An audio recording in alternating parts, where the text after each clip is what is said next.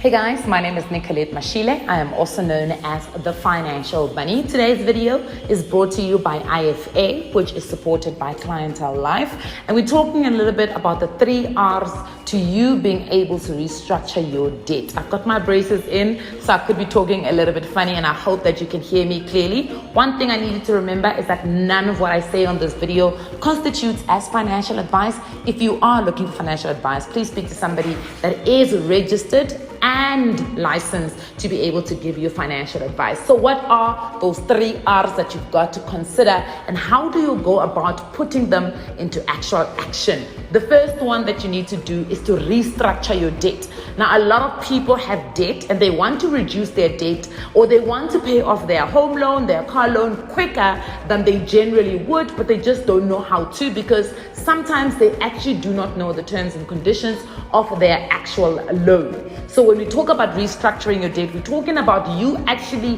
having a very clear vision of how much do you owe, how much do you pay every single month, what is the interest rate that you pay every single month, or the interest rate that you're being charged every single month, and ultimately when are you actually going to settle this actual debt. So once you've got a clear vision of that, we now start to restructure your loans and say, perhaps maybe some way we can actually look at reducing the interest that you are charged, or the period that is left in which you still need to pay.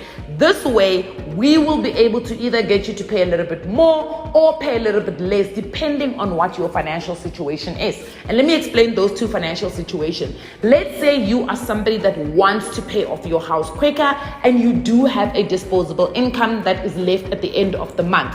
What you now could do is you could re-look at your loans and then use what is called a snowball method to decide which of those loans to pay off quicker. So add in additional amount of money, so that once you have finished that, let's say you've got 3 debts.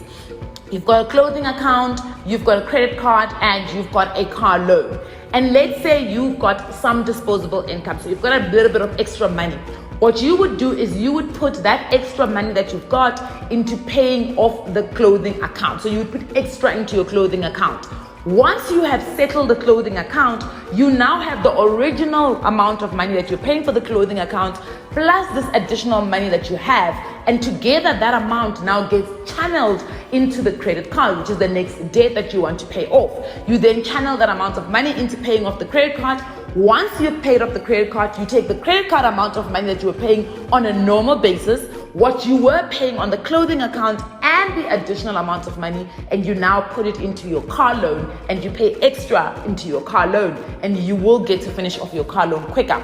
The other situation that you may have is that actually you are feeling a little bit over indebted. You are paying all your debts, you are managing to pay all your debts, but you don't have enough money left for your other living expenses. So we also then need to restructure your actual terms and conditions of your credit agreement. So we would then go to the bank and we would move to R number 2, which is renegotiating your actual terms and conditions or your loans.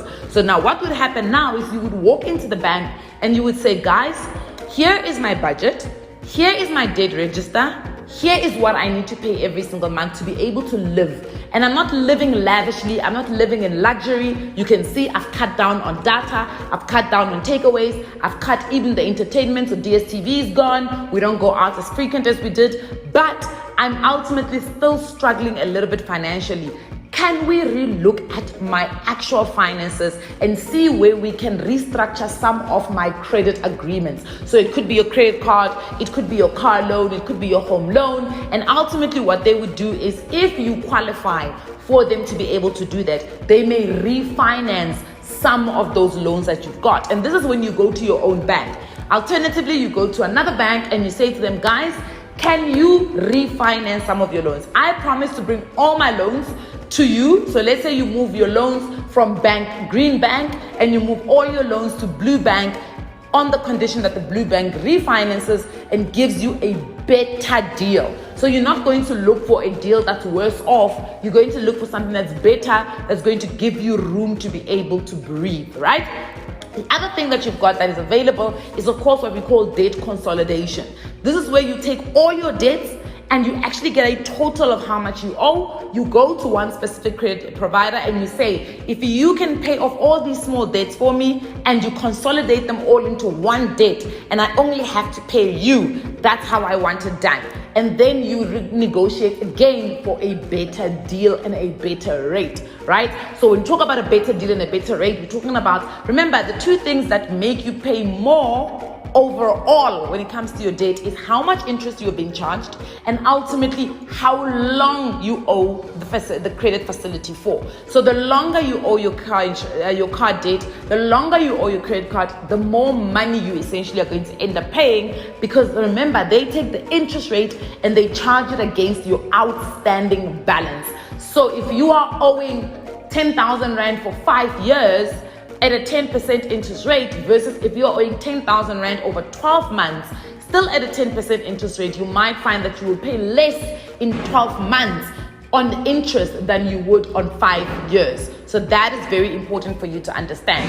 And then we move to the third R, which is reallocate. So once you've now given yourself a little bit of breathing room, or you have found your way to actually reduce debt using the debt snowball method, what you now essentially need to do is to reallocate that money to other areas of your life. It could be you are reallocating it to paying yourself first. And remember, the concept of paying yourself first means that when your money comes into your bank account, the first person you need to prioritize is you. It is self.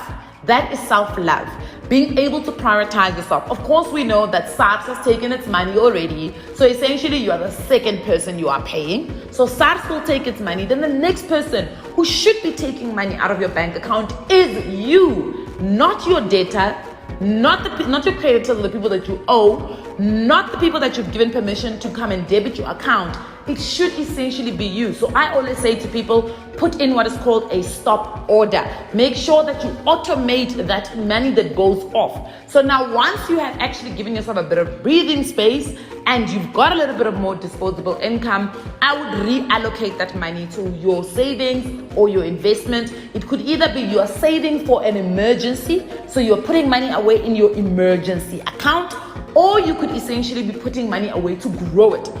Remember, we spoke about 3 different ways in which you can invest your money.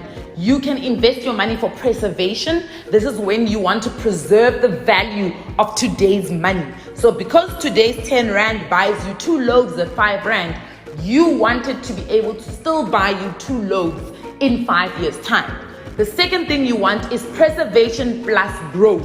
This is when your money now can buy you 2 loaves today, can buy you 2 loaves in 5 years, but also an extra loaf. That is a sign of growth. And then the third thing you want is to get all 3. You want to get the preservation, you want to get the growth, and you want to get income today. So that's when we talk about income investing. It's when you invest in certain investments that are going to give you an income today. So every month they will be able to give you an income, but the principal amount stays and preserves its value. So the 10 Rand of today is still going to be able to give you what you want in 5 years' time and still preserve that value. I hope this makes sense. Remember, nothing that I say here constitutes as financial advice. If you are looking for financial advice, please speak to somebody who is certified and registered with the FSCA. And this video, this educational video today, was brought to you by IFA. Mwah.